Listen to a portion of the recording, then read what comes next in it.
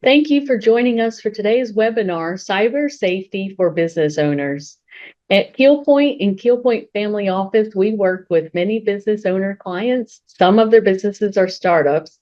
Others have been in the family for generations. However, no matter the size of your business, cyber threats can put your enterprise at risk. Today, we have a special guest who will share proactive practices that can help protect your business from the financial, reputational, and other possible consequences of a cybersecurity breach. My name is Michelle Cook. I am a wealth advisor here at KillPoint, serving clients in our Mobile, Alabama office. I am pleased to welcome Darren Mott, also known as the Cyber Guy, who will share his insights with us today. Darren is the founder of Gold Shield Cyber Investigations and Consulting, a retired FBI special agent, host of the Cyber Smart Morning News Update, and author of Get Cyber Smart, a user-friendly guide to protecting your family, your business, and yourself online, which you will receive as a thank you for attending this event. If you have any questions, please feel free to ask them through the Q&A feature of Zoom, and we will address them. Thank you for joining us, Darren, and for sharing your insights about cyber safety for business owners. Thank you, Michelle, and thank you to Keel Point for allowing me to come on and talk to you folks today about two things I'm very passionate about: education and cybersecurity. Before I was an FBI agent, I was a teacher, a high school teacher. And so since I've retired from the FBI in 2019, tried to blend those two passions to help keep people safe wherever I can, either by my books, through my podcast, or through webinars like this. And so ideally, what we'll hopefully learn here is some cyber basics, things to think about to keep your business safe from the cyber bad guys that are out there trying to get your data, trying to get into your network, trying to do all the bad things that you don't want them to do. And in the course of my career, I've talked to hundreds, if not thousands, of different victims or potential victims. And one of the things a lot of companies would tell me is, I'm too small to be targeted. I don't have anything a cyber bad guy would want. And that is the furthest thing from the truth. Cyber bad guys want all sorts of information, especially in this town, in Huntsville, or in northern Alabama, or anywhere really. If you are involved in the defense industrial base, if you're involved in high tech sort of stuff, or you have a very unique service or methodology for the things that you do, someone wants to steal that information. If you maintain a lot of client data, they definitely want that. And there's certainly been enough news stories over the course of the last year, last couple months really, to show that information is valuable. 23andMe, the DNA company, just filed bankruptcy because they were damaged so badly by a ransomware attack in 2013. Other large companies that you would think would know better, Oracle, Cisco, Microsoft, that should do cybersecurity stuff right, they have problems. So thinking about it from a small business perspective or a medium business perspective, do you really have those things in place that you need, or have you even thought about the things you need to do to keep your data safe, to keep your employees safe, and to keep your clients safe? So like Michelle said, as we go through this, if you have thoughts or you have questions, pop them in and we'll stop and answer those questions where we can. There will be questions and answers at the end. So some questions have been sent in already, so we'll address those as we go. But as always, I used to be a high school teacher, so feel free to stop, raise your hand, and ask questions, and hopefully we can get to them. Now, this presentation is not about me. I'm not going to talk about myself other than what I already have, or try to say all these great things about what I do. This is how can I, as a mentor for cybersecurity, help you as a business owner protect the important things in your business that you want to protect, so that cyber bad actors won't come and steal your stuff. And because if the average cost of a data breach currently is about $4 million. So if your company can afford a $4 million loss, then that's fine, but a lot can't. There was a company in the UK that it was a shipping company. So they ship stuff around the world. They've been around for 150 years. Got hit with a ransomware attack, had to go out of business. So it can happen to anyone, and it can be very detrimental when it does happen. So let's do a quick overview here. We're going to try to understand the cyber threats, because that's crucial to knowing how to protect yourself, right? On my podcasts, in my book, I say all the time, or I say in those things, understand the threats targeting you so you can assess your risk and proceed wisely online. So if you don't know who's targeting you, then it's going to be very hard for you to really stop them from doing the bad stuff to you. So we're going to kind of understand at least a little bit about who the cyber bad guys are. And obviously is as crucial as these attacks can lead to financial loss, your reputation harm, operational disruption. You can do a lot of bad things. And there's a lot of the two main types of crime we're going to talk about here in this particular presentation are ransomware and business email compromise. Because if you get hit with either one of those, it can be very devastating. Now, there's other types as well, but we only have an hour, so I'm focusing ideally on the two big ones that you really need to pay attention to. And I'll hopefully have some tips on how to kind of reduce your risk from becoming a victim of those two types. And then awareness and proactive measures at the end to kind of help you protect them from all of these threats. So what do cyber threats look like? How we got where we are today? Obviously, the internet's only been around since 1988, but computers have been around for a lot longer. So people have been able to study them, to understand how they work, to know how they communicate with each other. And the creation of the internet created a much easier way for bad guys to figure out how to find computers to do bad things too. And when I talk about technology moves very quickly, as we know.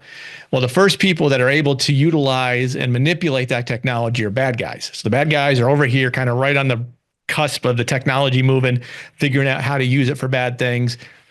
The good guys are trying to figure out what the bad guys are doing because they don't know how to stop the bad guys without knowing what the bad guys are doing. So they have to wait. And then you have lawyers and legal people and politicians all the way over here worried about other stuff. So bad guys are always going to be in the front end of this. So 1995, we start seeing the emergence of phishing, where bad guys use social engineering to try to get people to give them information through deceptive emails. Continues today. This particular threat, if you will, is the most prevalent thing still going on. Why? Because it still works. People are very trusting, more trusting than they need to be.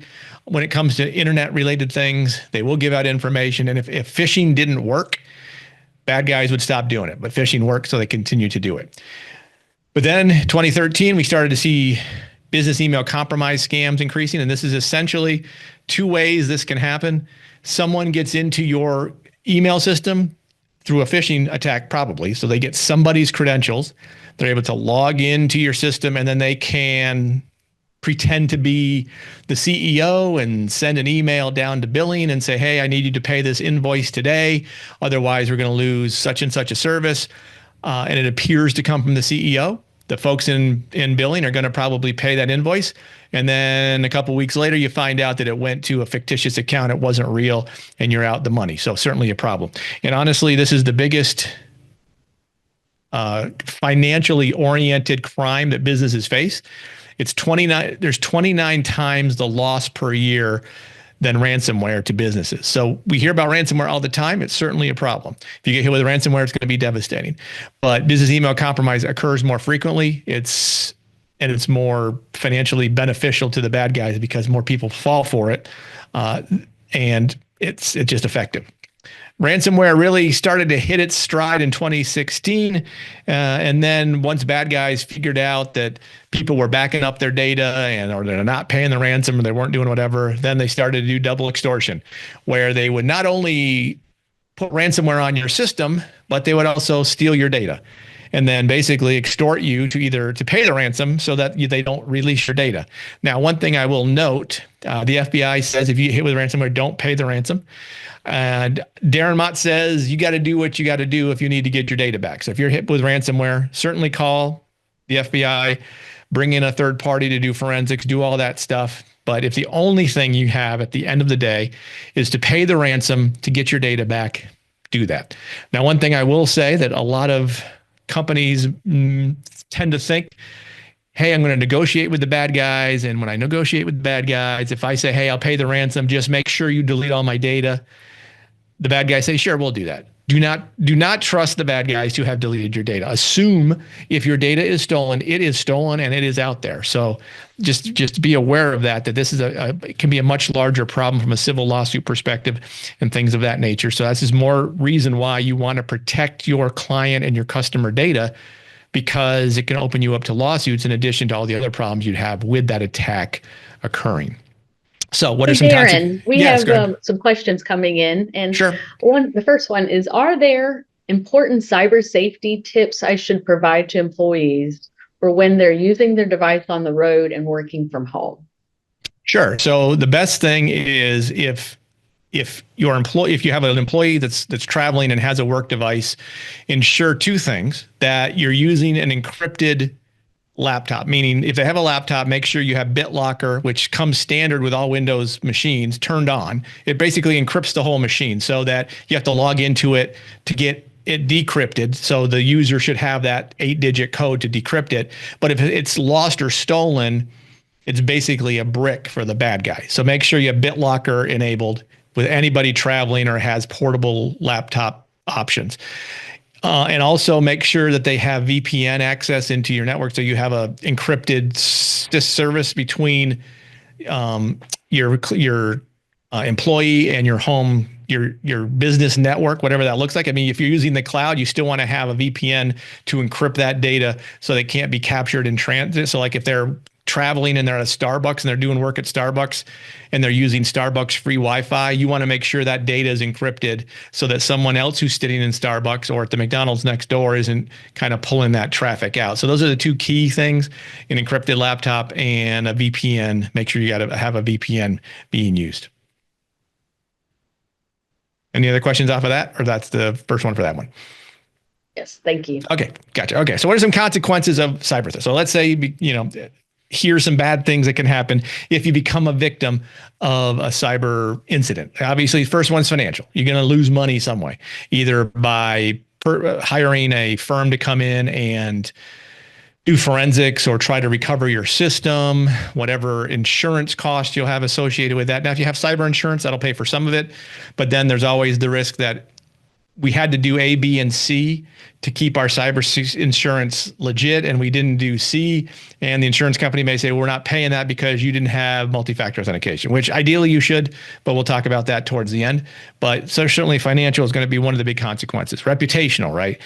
You don't want to be the company that stores all this client data and gets hacked. I mean, you see plenty of entities that have these problems, and then they end up either going out of business, people stop using them. The reason 23andMe went bankrupt is because people didn't trust them with their genetic data, because they lost 7 million client records. So that's certainly a problem. So reputation is a huge issue you have to deal with.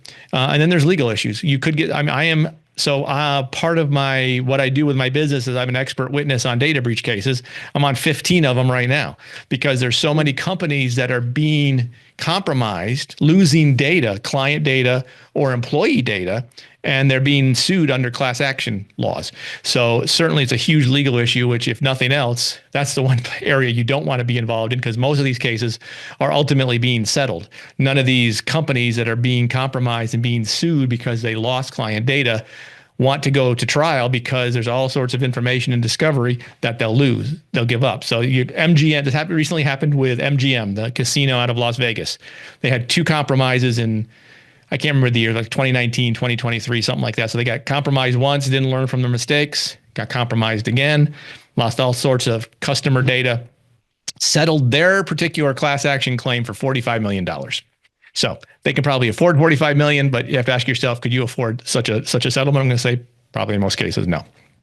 And then operational. Hey, Darren. Yep. Mm-hmm. Quick question. Would it be safe to use recommended ultra strong passwords suggested by your computer?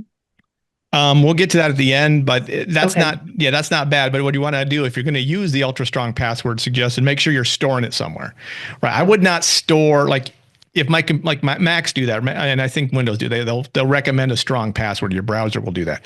I would rather create my own, just because I can control that. I'm not allowing a third party to control my passwords. I'm controlling where they're stored on my password manager and all that kind of stuff. So you can use, if that's the easier way, right? It's good. At the end of the day, that comes down to a risk assessment for yourself. Like if you do the risk assessment and say, okay, I think that's probably safe and it's okay.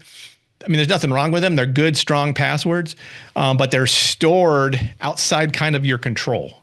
So I always create my own passwords, 20 characters, different letters, symbols, all that kind of stuff, and store it on a password manager that only I can access and only I have the ability to change. So again, I'm not saying it's a bad thing. It's not the way I would go, but it's not, at least if nothing else, it's giving you a stronger password than password 123, right? So there is that benefit to it.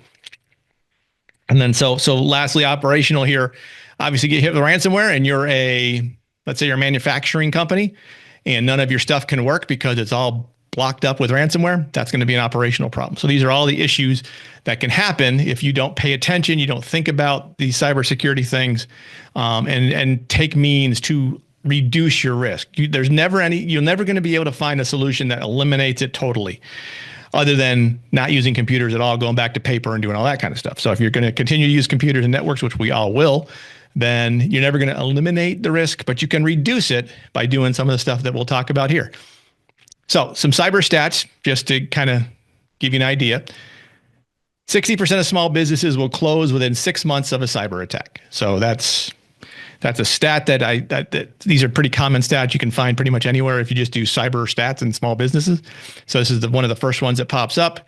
And from a financial impact, the average cost on a small business can be as high as 1.2 million. I said 4 million previously. That's kind of the average across all business sectors, but that includes the 45 million from MGM and other stuff like that. So but the average cost for a small business is still 1.2 million, which I'm going to say probably not the way that you want to go. I mean, if you have $1 million that you have saved for your company, that's great. But do you really want to spend it on the after effects of a data breach? I'm going to say you probably don't, which is why it's a lot of companies, a lot of the blockage that companies have when not thinking about cybersecurity is it's not a profit-making thing. You're going to have to spend money to do cybersecurity basics, but that cost can be very much smaller than 1.2 million. Like if you invest, let's say $1,000 a month in cybersecurity or whatever, or the fractional CISO or something along those lines, that's what, $1,000, $12,000 a year. I can't do the math real quick, but that's a lot of years of having some cybersecurity safety that doesn't equate to 1.2 million. So I should have done the math in my head before I got here, but I did not. So sorry. So but again, the point being, spend a little now. Here's the question you have to ask. Do I want to spend a little now for good cybersecurity safety and lower my risk? Or do I want to spend nothing and just hold off on that $1.2 million single hit? The average yearly cost is going to be much cheaper to do the cybersecurity stuff than to hold off and just hope that you're not one of the victims that gets hit with some kind of data breach. All right, so here are some essential practices you should have in place that will these 5 things eliminate your cyber risk? No, but it's things to at least, again, start thinking about, are we doing this? If you are doing like 3 of these 5, then you're much further down the line than most.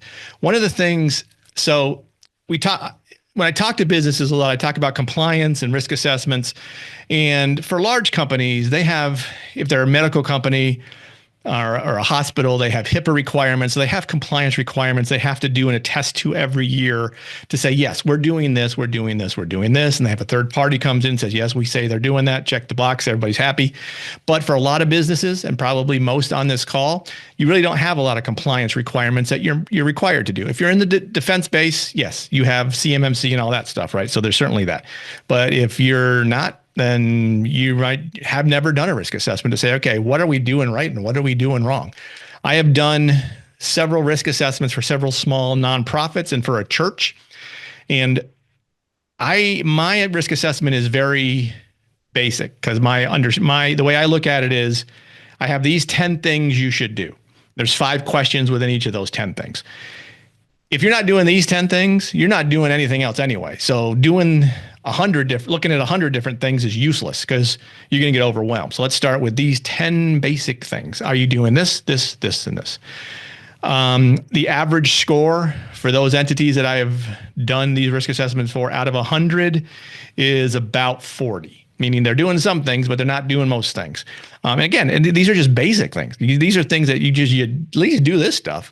But part of it is then I can help them say, okay, here's how you now do these things. Like, do you have cybersecurity policies? Do your employees know what they should do when they're traveling? What kind of laptop they should have? Do you allow personal laptops to be used on your network?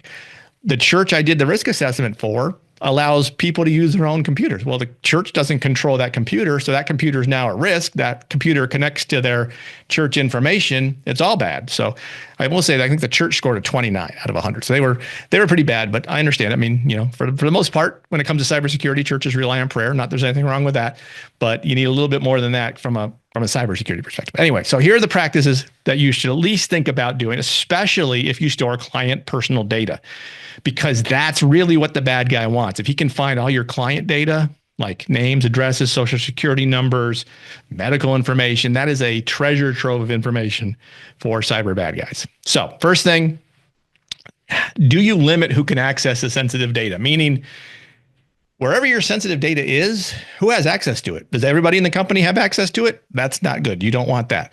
You want to limit sensitive data. This is basically rules-based access controls is what we're talking about. This meaning, this is the important stuff. We want the CEO to have access and the CFO and the IT manager and maybe no one else, right? That limits your risk. But if anybody can get to it, then if I'm a bad guy and I can find Susie in accounting and I can compromise her computer and she has access to this data that I want, then that's where I'm going to go. Maybe I can't get to the CEO, but I can get to Susie or whatever. A lot of ways to do that, but they can do that. So how do you protect that, right? So make sure, obviously, that you're using multi-factor authentication for everything. We can talk zero trust, but I'm not going to talk about that here because that's a kind of a more complicated concept that's kind of expensive to deploy, and that's a whole presentation in itself. But if you are doing zero trust, then you don't need to be on this call anymore. You can go away because you're doing everything good, but chances are you're not. But one of the key things on zero trust is multi-factor authentication, meaning when you go to log into your network, to your account, to your server, to your email, to your social media, whatever you log into, even in your personal life, you should have multi-factor authentication turned on. When I go to presentations, I usually say, okay, how many companies here are using multi-factor authentication for everything? I don't think anybody raises their hand because there's certain areas where they're not using multi-factor authentication. So that just improves the likelihood that a bad guy can't get into your system, right? So basically, for multi-factor authentication, for those who don't know what it is, hopefully most of you do, but if you don't, this is that 6-digit or additional code that you get when you go to log into an account. So you log in, username and password. Hopefully your password is very long. And then you get the 6-digit code. You put the 6-digit code in, you now have access, right? That's kind of the password is what you know.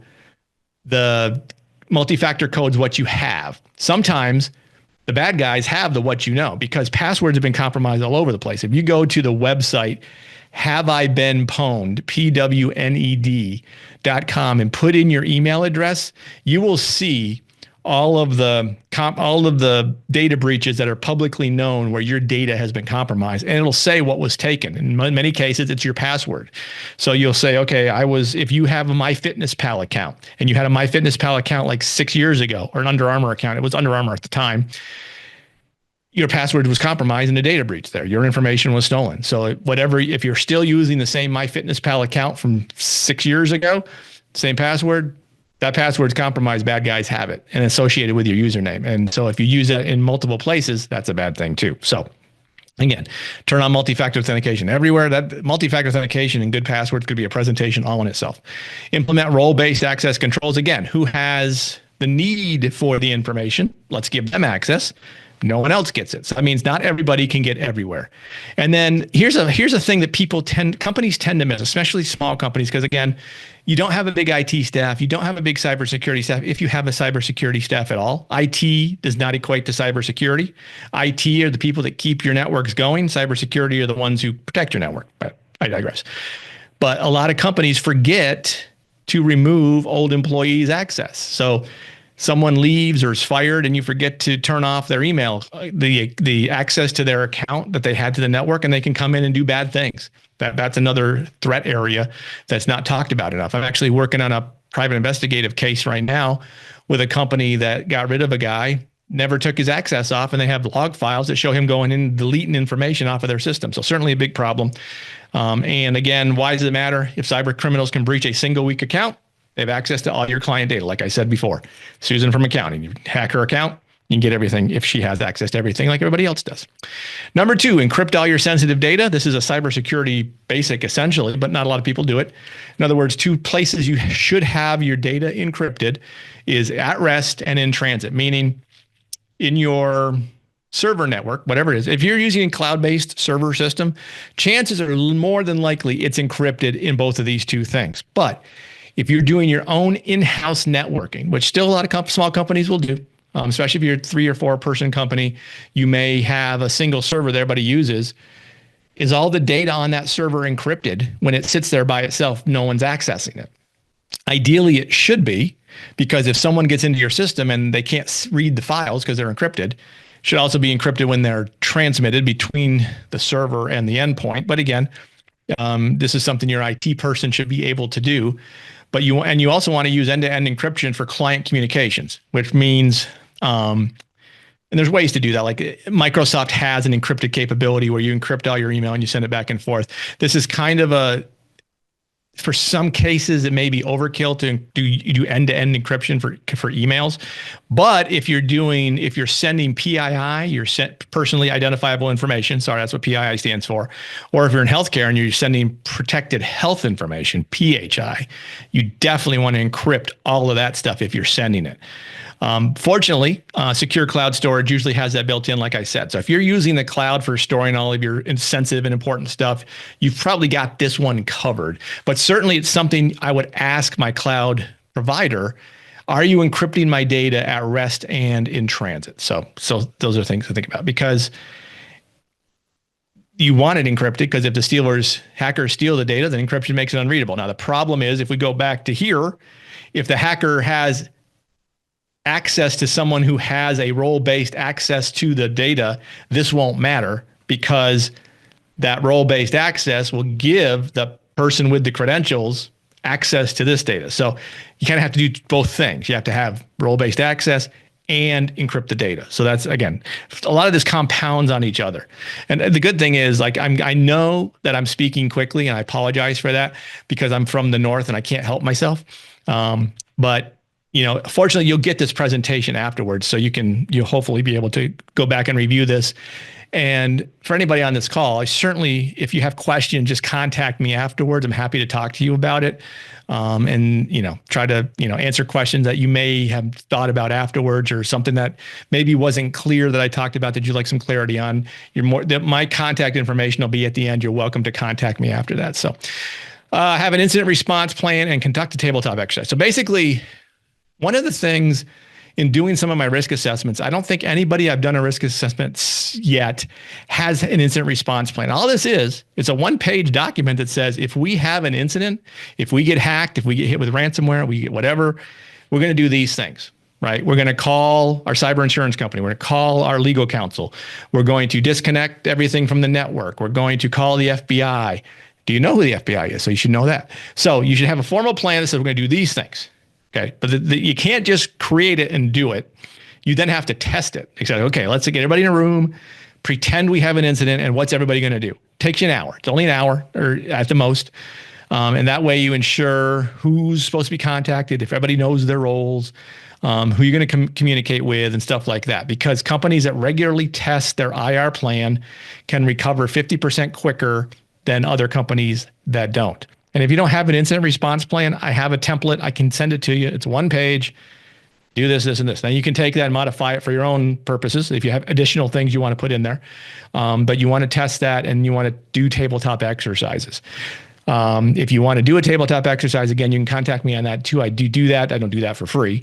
There's a cost to that, but I certainly do tabletop exercises, and it gives you a report at the end saying, here's things you need to fix and do these kind. But again, I'm not trying to sell that. I'm just saying that if you're thinking about, well, where would I do such a thing? There's people that will do this. It's not just me. There's other entities that will do tabletop exercises, but really it's not as much. It's not even as hard as just pulling out your incident response plan and say, okay, we just got hit with ransomware.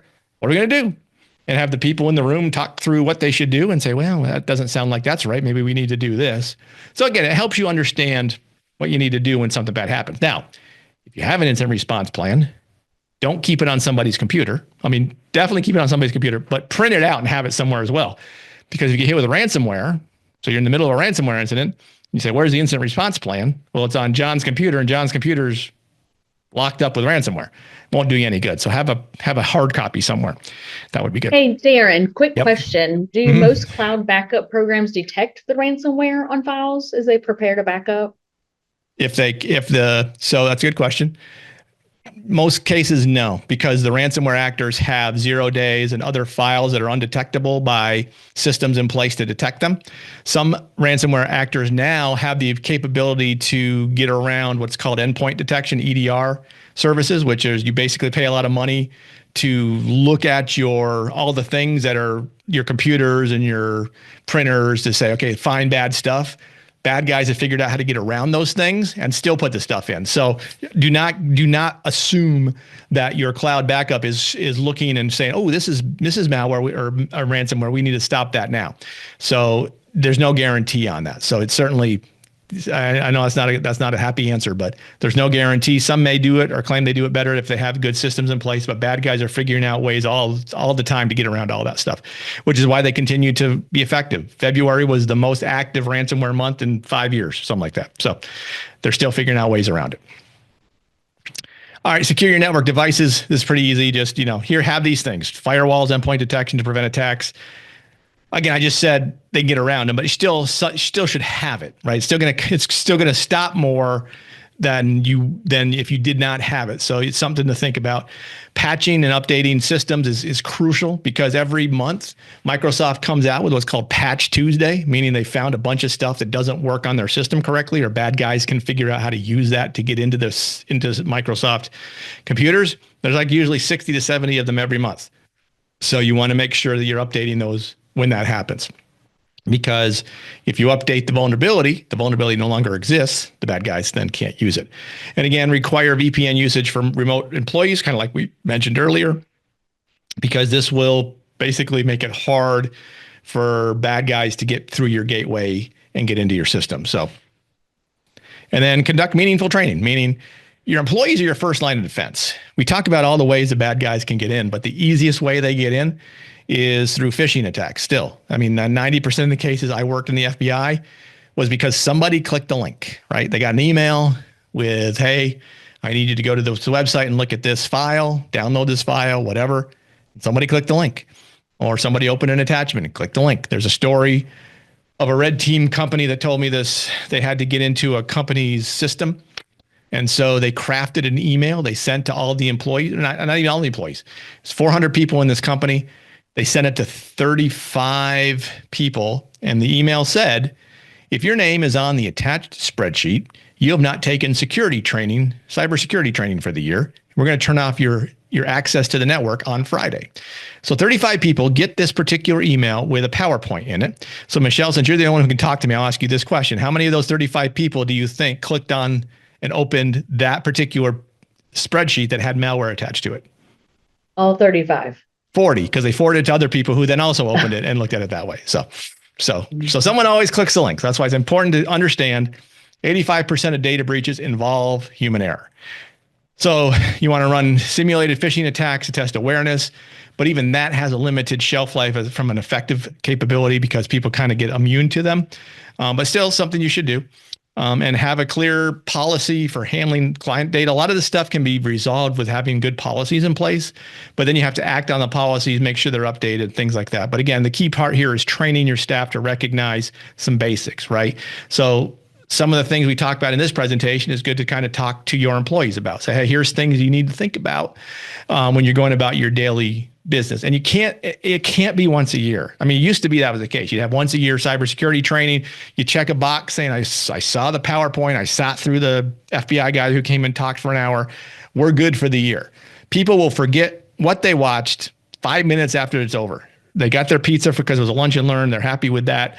They maybe paid a little bit of attention. There was a good story about somebody getting hacked that was interesting, but other than that, they didn't get much out of it. So you want to do, when I say meaningful training, like come up with 10-minute pieces of information two or three times a month. Doesn't have to be complicated. Just say, hey, here's an article about a company that got hacked similar to ours.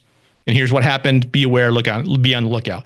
By continuing to talk about those things, people then get a basically a mindset of thinking about cybersecurity more frequently. And don't just make it business oriented, make it personal to them as well. So talk about sextortion, talk about things that can help protect their family as well. Cybersecurity is not just a business thing, it's a life thing, because we're all being bombarded with this all the time. I did a presentation for Keel Point a couple weeks ago, which was for people and how to protect themselves at home. So as a business owner, if you can blend these things together, you can help keep your employees safe at home. You can help keep your business safe at the business. But again, it needs to be something that's more frequent and but shorter. Doesn't have to be long. You have to do an hour every 2 weeks. Do 10 minutes. Here's some information you need to be aware of. Here's some, get a threat intelligence feed and you can do Google, just do a Google alert. Put in your business area. So I work in healthcare, cybersecurity. Every day at the same time, you'll get 10 articles or whatever showing cyber attacks against healthcare. You can kind of share that, saying, here's how this happened to this company.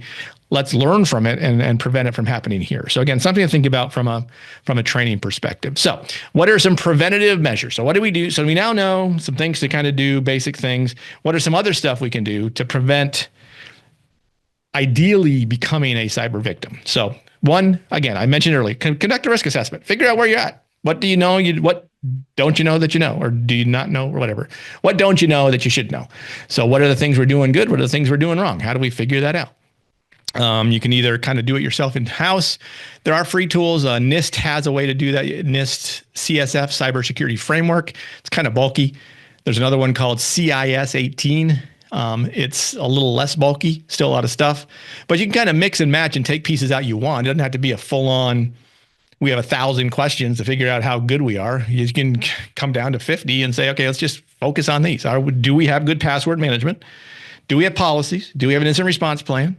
Do we know where our hardware is? Do we know what our software is? Like if I was to ask you today, how many computers in your network? Can anybody here answer that question definitively? I'm going to doubt it. So that's the first thing you should have hopefully your IT guy again. If you go to your IT guy today and say, how many devices on our system, and he doesn't know, you got a problem right there, because that is the number one question on most risk assessments. Do you have a way to manage your hardware? And then ask, what's the software? How much software we got? Has anybody downloaded software they're not supposed to? Again, these are all things that a risk assessment will help you at least understand you know or don't know. And it's not punitive. It's just give you an understanding of where you're at, what you need to fix so you can be safer going forward. Because the whole key to all of this whole presentation is how can we do things that make us safer and lower the cyber risk overall. Hey, Darren, quick Yep. question that's come in. Mhm. A lot of small business owners don't really have any IT guy. And so how can they find that cybersecurity support they need? That's a great question. So there's two ways. Well, not obviously. There's two ways to do it. You have MSPs and MSSPs. So MSP is a managed service provider. They're kind of like IT on call. I think here in Huntsville, I think F1 Solutions does that. And there's a couple other ones that I can't think of off the top of my head. And then you have MSSPs, which are managed security service providers. They do the cybersecurity piece. So they're kind of so your MSP is your IT partial support. MSP is your cybersecurity on demand, I guess is a better way to put it. MSP, IT on demand, MSSP, security on demand. So you can just Google search those like MSSP in Huntsville and it'll pop up a bunch of different places. But I mean, you have to ask yourself, how much am I willing to, what do I want from it? What am I looking to spend? What's my budget for this kind of area? And then kind of talk with them about, here's what we're looking to do. And my guess is most of them should have dealt with small businesses in the past and know okay, based on your size, here's the services we can provide. Here's what it would cost. So those services do exist to do that kind of thing for small businesses. Implements best cybersecurity practices, or actually, I should say cybersecurity best practices, my bad. So you want to basically ensure your software and operating systems are regularly updated and patched, like I said before. Your data is encrypted, appropriate policies. Again, these are the things I've already talked about, but it reinforces, these are some things you should do. And again, if you're not doing that, then you need to find someone who can kind of help you through that a little bit. Again, it's not going to be free unless, well, I would say, honestly, from a small business perspective here in Huntsville anyway, if you were to go to, and I have not perused this, but I'm just kind of thinking of it out loud. If you went to the cyber school, the Alabama Cybersecurity and Engineering Technical School. I think that's what it's called. AC, whatever. It's over there by Research Park, and said, hey, I'm looking for internships for your students to come help me with some cybersecurity stuff. I bet you get those pretty cheap. Might be an interesting proactive way for someone to get involved with them and to figure out how to help save yourself. So again, or protect yourself. So same thing with the UAH. They have a cybersecurity program. They're probably looking for interns. So hire an intern from UAH to do cybersecurity for a summer, see how it works. You might be able to get them for pretty cheap. And then use strong, unique passwords, multi-factor authentication. So again, passwords should be 20 characters or more that's what I use. You need at least 13. 13 is the best number from a capability of technology to crack the password. Anything below 13 can pretty much be cracked pretty easily. So you want to have at least 13 characters. You can use different uppercase, lowercase, all of that. That part doesn't matter. It's the length that matters. So have it a lengthy one, and then turn on multi-factor authentication, not just on your corporate network, but on all the stuff you do individually, on your banking, on your investment portfolios, for your KeelPoint accounts, for your social media accounts, your email accounts. Turn on multi-factor authentication wherever you can, because that will almost eliminate the cyber threat to that particular infrastructure, because the bad guy won't have your multi-factor authentication. May have your password if you don't have a good password or it's been compromised, but he won't have the MFA piece. And on the MFA piece, let me make a quick point here on text-based, meaning you get it in a text message, versus an authenticator app, meaning you have an app on your phone that gives you the code. It is better to use the app on your phone. So I have two. Microsoft does this on their own. And I use a Google one. Basically, anywhere you're doing multi-factor authentication, it'll help you set it up. It's basically a QR code. You scan a QR code, it creates the code on the app on your phone. Bad guys, it's very hard for them. They can't get that on your phone. But theoretically, if they were to clone your SIM card, which is becoming a very large issue, where someone copies your SIM, they're able to clone your SIM card so that they basically get everything you get on your phone. And if you get, let's say you suddenly get an Amazon, you've probably seen this on occasion where you've gotten an Amazon, if you have Amazon MFA turned on and you'll get hey, here's your Amazon code. That means and you didn't ask for it, right? You're not on Amazon trying to buy something. You didn't ask for the code because you have multi-factor authentication turned on, but you get the code anyway. That means someone has your username and password and they're trying to get the code. Doesn't mean that they can. If they've copied your SIM card, they can. Again, that risk is low. I'm not saying don't freak out and be afraid of that. I'm just saying there's a risk is there, but it's less if you use the app on your phone. Now that might have been a very convoluted way to say all that. And if I did, then certainly reach out to me afterwards and kind of walk you through it. But this is more from an awareness thing, because just by being here in this presentation, you're going to be much more aware of these cyber threats than you were when we started, and probably much more than the people who are your competitors who aren't paying attention to any of this stuff. Because I like to say knowledge is protection. So the more knowledge we have, the more protected we're going to be. So again, long passwords, turn on multi-factor authentication. Always have that turned on.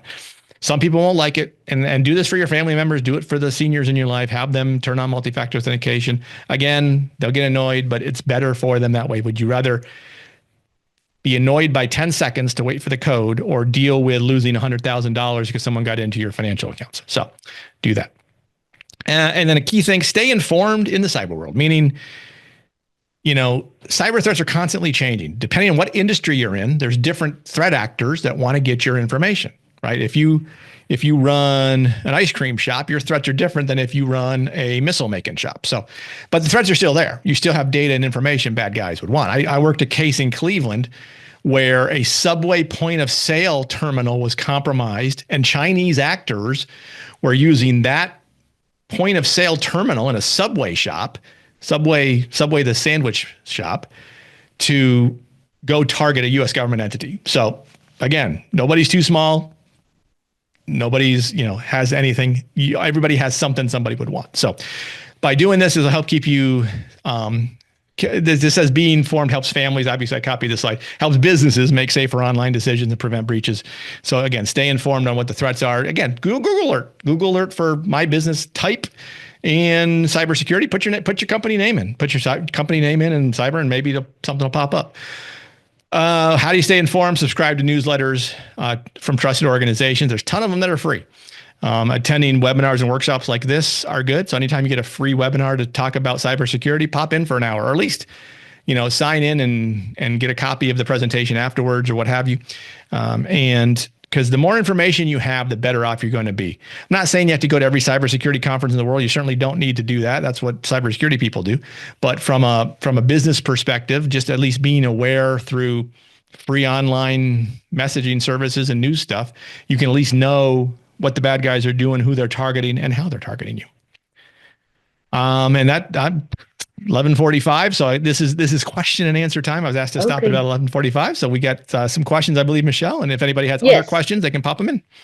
Great. Thank you, Darren. We have some questions. Absolutely. Once you're compromised, are you more likely to be compromised going forward? That's a great question.